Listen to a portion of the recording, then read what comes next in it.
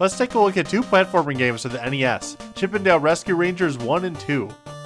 Well, it seems that a lot of movie-based games on the Nintendo got the short end of the stick. Games based on the cartoons seem to have fared far better. Chip 'n Dale 1 and 2 were made by Capcom, so you know there's going to be quality. I won't go into the details about the cartoon series because if you like it, you already know all about it, and if you haven't heard about it, then you just won't care. Now that that's out of the way, let's take a look first at Chip 'n Dale Rescue Rangers on the NES, released in North America in 1990. Chip 'n Dale is a Capcom platformer game where you can play as either Chip or Dale. If you have friends, the two-player mode offers simultaneous gameplay, which is pretty awesome. You can reach obstacles easier by jumping off of each other, but watch out when throwing objects, because you can stun your ally. As far as gameplay goes, Chip 'n Dale has a monster in my pocket vibe, where you'll be traversing gardens, power lines, office desks, and other interesting environments. There are plenty of environmental hazards such as thorny plants, electricity, and executioner axes.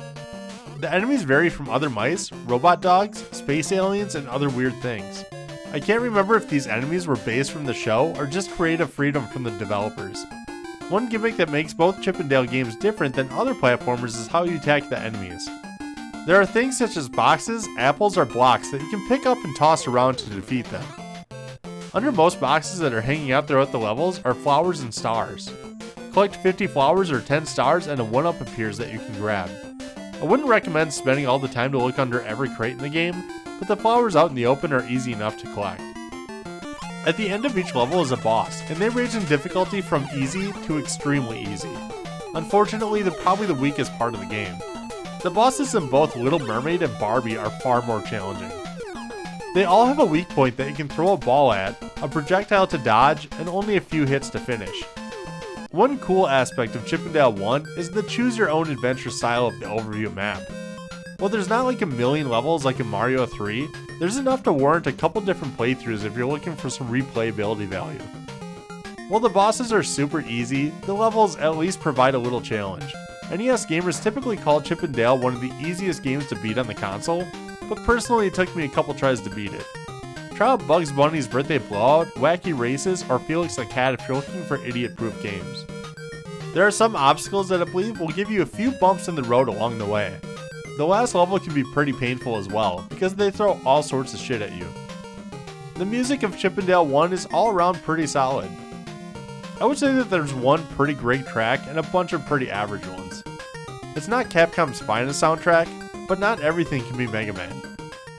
Chip 'n Dale 1 doesn't knock my socks off in any way, but overall, it's a very good NES platformer that I feel safe giving a very good 4 out of 5 stars to.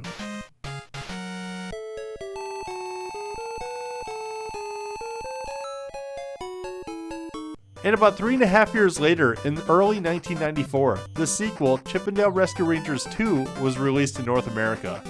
This game is fairly rare and fetches a high price in the secondary market. I've been lucky enough to get 2 copies in cheap lots that I've bought over the last 10 years. As a game, it's almost identical to the original with a few changes. For one, this is more of a linear, story-driven game. There are no branching paths or anything like that anymore. At the beginning of each stage, you'll get a nice little cutscene with all of your favorite characters, and you switch from Chip and Dale as the game goes on. Not that they play any different. You can still play 2-player co-op as well. The game is extremely familiar, and the controls are just about as perfect as Chip 'n Dale 1. Some enemies get stunned after taking a hit, and you can pick them up and toss them too.